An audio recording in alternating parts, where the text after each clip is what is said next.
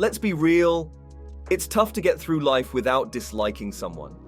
But America is unique, and that means there are some individuals that pretty much everyone in the country dislikes. Here are 5 examples of people who aren't directly tied to politics but are hated by everyone in America. Number 5, Martin Shkreli. Farmer bro Martin Shkreli is now facing consequences for his actions, but many people still dislike him. If you search his name on Google, you'll find his smirking face. In case you forgot, Shkreli became unpopular after he bought a company that made important cancer medicine and then raised the prices by a huge amount, 5,000%. This hurt people who needed the medicine, and he made a lot of money from it. What's even worse, he acted like a mean person on the internet, and he bought a rare album just to show off, even though he didn't even like the music. He bragged about it online. All of these things should have gotten Shkreli into trouble, but what really got him in trouble was doing illegal things with his company's money. He got charged with fraud, and now he has no money left. It's a fair consequence for his actions. Number 4, Harvey Weinstein. Harvey Weinstein, a notorious Hollywood star, is the runner-up for the most hated man in America.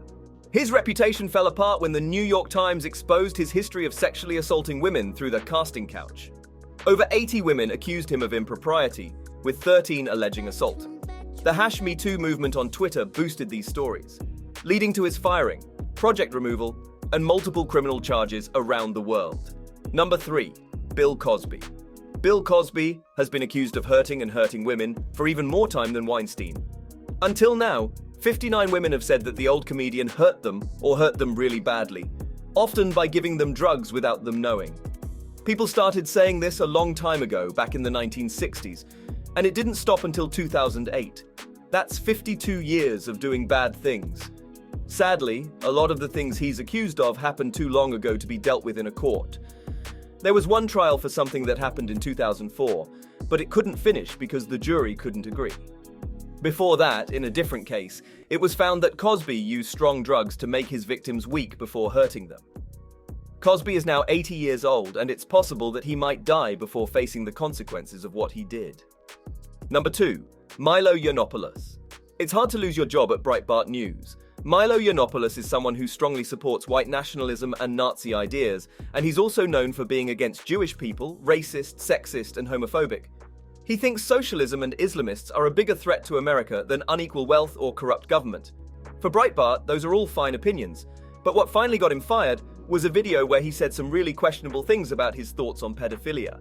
On a podcast, he talked about an experience with a Catholic priest when he was a teenager, and he said it was okay for a 13-year-old to have a sexual relationship. He told the podcast hosts, "You're not understanding what pedophilia means? It's not being attracted to a 13-year-old who's already sexually mature. Pedophilia is being attracted to children who haven't gone through puberty."